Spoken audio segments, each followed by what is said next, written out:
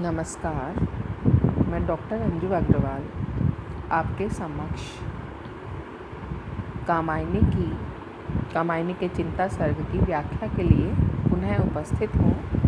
कल हमने कामायनी का चिंता सर्ग प्रारंभ कर दिया था और देखा था कि कैसे मनु हिमगिरी के सबसे ऊंचे शिखर पर बैठकर के भीगे नयनों से प्रलय के प्रवाह को देख रहे हैं और देख रहे हैं कि कैसे जड़ और चेतन सभी में एक ही तत्व की, उस परम तत्व की प्रधानता है। आगे बढ़ते हैं महत्वपूर्ण व्याख्याओं की ओर।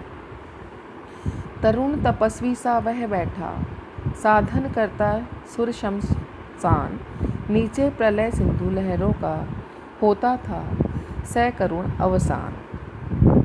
कि वह पुरुष मनु वहाँ बैठा हुआ ऐसा प्रतीत हो रहा था जैसे कोई तरुण यौवन की शक्ति से, कांति से संपन्न तपस्वी देवताओं के शमशान में किसी अभिष्ट प्राप्ति के लिए बैठा हुआ तपस्या कर रहा हो, साधना कर रहा हो। और उधर नीचे हिमालय के निचले भाग में तलहटी में प्रलय सिंधु की लहरों का करुणापूर्ण अवसान हो रहा था, अर्थात वो अब अपने अंत की ओर थी, धीरे धीरे कम हो रही थी। तो यहाँ पर हम देखते हैं कि कामायनी के प्रारंभिक सर्गों में कवि ने मनु के तपस्वी रूप को प्रधानता दी है और प्रस्तुत छंद में भी उन्होंने तरुण तपस्वी मनु को बोला है। यहाँ पर हम आगे देखेंगे कि श्रद्धा सर्ग में मनु को श्रद्धा भी तपस्वी कह करके संबोधित करती है। वस्तु कामायनी का जो प्रारंभिक सर्ग है, इसमें मनु तपस्वी हैं, किंतु वह शक्ति और सामर्थ्य से रहित वृद्ध तपस्वी ना होकर एक तरुण तपस्वी हैं, जिनमें कि साधना के लिए परम आवश्यक बल, बुद्धि, विवेक, आत्मविश्वास हमको दिखाई देता है। तो आत्मविश्वास से संपन्न तपस्वी हैं। वस्तुतः हम ये कह सकते हैं कि इस तरुण तपस्वी में हमें एक ऐसे महामानव के दर्शन होते हैं जो भयंकर विद्युत नर्तन, तूफान, पर्वत कंपन एवं प्रतिकूल परिस्थितियों के विषमतम संघर्ष में से बच निकला है और जो प्रकृति एवं परिस्थितियों की भयंकरता के मध्य भी साहस, उत्साह तथा आत्मविश्वास पूर्वक जीवन यात्रा करने के लिए कृत संकल्प है।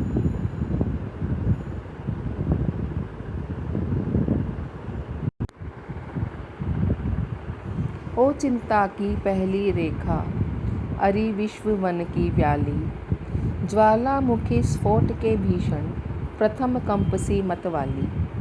हे अभाव की चपल बालिके, री ललाट की खल लेखा, हरी भरी सी दौड़ धूप, ओ जल माया की चल रेखा। यहाँ पर प्रलय द्वारा जो सर्वनाश हुआ है, उस सर्वनाश के उपरांत एकाकी मनु के हृदय में सर्वप्रथम स्वभावतः ही चिंता नामक भाव का उदय होता है। अतः अपने इसी भाव को स्वगत कथन के रूप में संबोधित करके मनु अपनी जिज्ञासा से अनेक प्रश्न करते हुए कहते हैं कि अरे चिंता की पहली रेखा, तो इस संसार रूपी वन की व्याली अर्थात सर्पिणी है, जो इस विश्व वन में वास करने वाले सभी मनुष्य को डस कर उनमें घातक विष का संचार करती है। तू ज्वालामुखी पर्वत के उस प्रथम प्रारंभिक कंपन अर्थात चेतावनी के समान है, जो मतवाली है, विवेक शून्य है और जिसके उपरांत भयंकर सर्वनाशक विस्फोट होता है। ज्वालामुखी का प्रथम कंप जो होता है वो आगामी विनाश का सूचक होता है। तो इस प्रकार से चिंता जो है, चिंता रूपी जो भाव है, वह भी आगे आने वाली आपदाओं की संदेशवाहिनी या अग्रदूती सिद्ध होती है। फिर हे अभाव की चपल बालिके, री ललाट की खल लेखा। हे अभाव की यानी कि अविद्यमानता की, चंचल यानी स्थिर न रहने वाली, विकल कर देने वाली बालिके चिंता का जन्म प्रायः अभाव में ही होता है। अरी ललाट यानी मस्तिष्क की खल मतलब कुटिल, वक्र, गहन चिंतन अथवा दुर्भाग्य की सूचक, लेखा मतलब भाग्य लिपि। तू हरी भरी सी दौड़ धूप यानी कि प्रयत्न का, चिंता होती तभी व्यक्ति जो है उसमें चिंता होने पर ही आदमी दौड़ धूप करता है, प्रयत्न करता है, प्रयास करता है। और जल माया की चंचल अस्थिर रेखा, चंचल रेखा के समान है। तो ये बोल रहे हैं कि जो चिंता है वो वास्तव में किसी चीज़ के अभाव की बालिका है, ललाट की एक हल लेखा है। और यही ऐसी चिंता रूपी जो भाव है, यही मनुष्य को दौड़ धूप करवाती है, कोई ना कोई कार्य करने के लिए प्रयत्न करवाती है। और इस प्रकार से यह जल माया की एक चल लेखा, एक अस्थिर रेखा है। और तब इसको हम इस तरीके से समझ सकते हैं कि विवाह विलास और वैभवमय जीवन व्यतीत करते हुए मधुप सदृश निश्चित विहार करने वाली देव जाति के प्रतिनिधि मनु के जीवन में चिंता जैसी किसी वस्तु का अस्तित्व ही नहीं था। अतः प्रलय के उपरांत मनु के लिए चिंता का यह पहला अवसर और अनुभव था। इसलिए यह चिंता की पहली रेखा है, मनु के लिए चिंता की पहली रेखा है। दूसरे, चिंता के लिए प्रयुक्त विश्व वन की व्याली, ये एक कल्पना प्रधान विशेषण है। कवि ने चिंता की कटुता और घातक प्रभाव का चित्रण करने के लिए व्याली का उपमान प्रस्तुत किया है। जिस प्रकार वन में व्याली की स्थिति वन प्रदेश के सौंदर्य को विषाक्त और विभीषिकापूर्ण बना देती है, उसी प्रकार चिंता की उपस्थिति से भी मन में एक अव्यक्त और अवांछनीय विभीषिका जो है वो उत्पन्न होती है। कवि ने दूसरा उपमान दिया है ज्वालामुखी स्फोट के भीषण प्रथम कंपसी मतवाली। ज्वालामुखी पर्वत का प्रथम भीषण विस्फोट जिस प्रकार अपने आसपास के समस्त पदार्थों को प्रभावित करता है, उसके साथ दूर दूर तक सब कुछ नष्ट प्राय हो जाता है, उसी प्रकार चिंता के आगमन के साथ मन के अन्य समस्त क्रिया व्यापार समाप्त हो जाते हैं और शेष रहता है सिर्फ चिंता का घातक प्रभाव।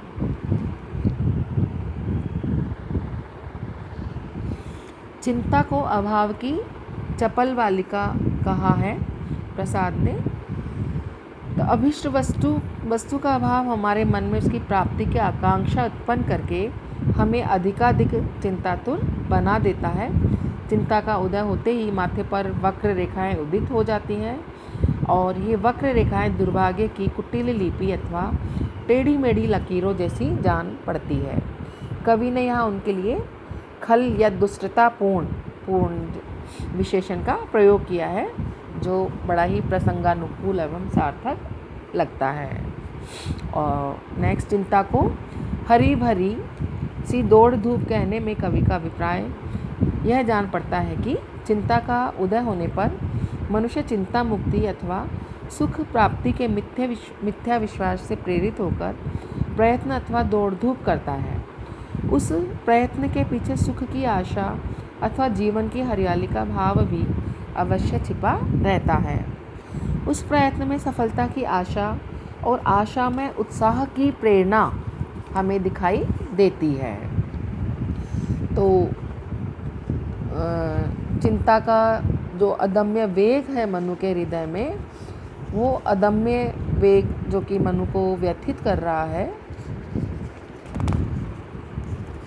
उस व्यथित करते हुए वेग से मनु निकलना चाहते हैं हरी भरी दौड़ धूप सी करके।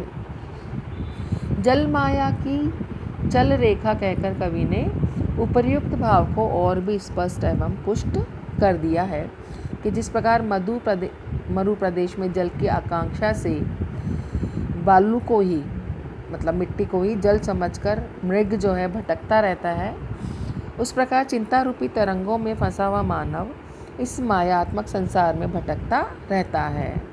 चिंता को चंचल तरंग और इस मायात्मक विश्व को भ्रामक जल मानकर कवि ने यह सादृश्य उपस्थित किया है।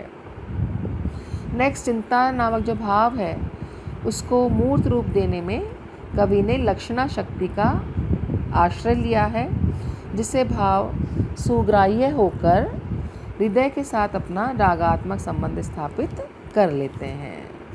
तो यहाँ पर हम देखते हैं कि भाषा की शक्ति और कल्पना का अद्भुत संगम प्रसाद ने खड़ा किया है।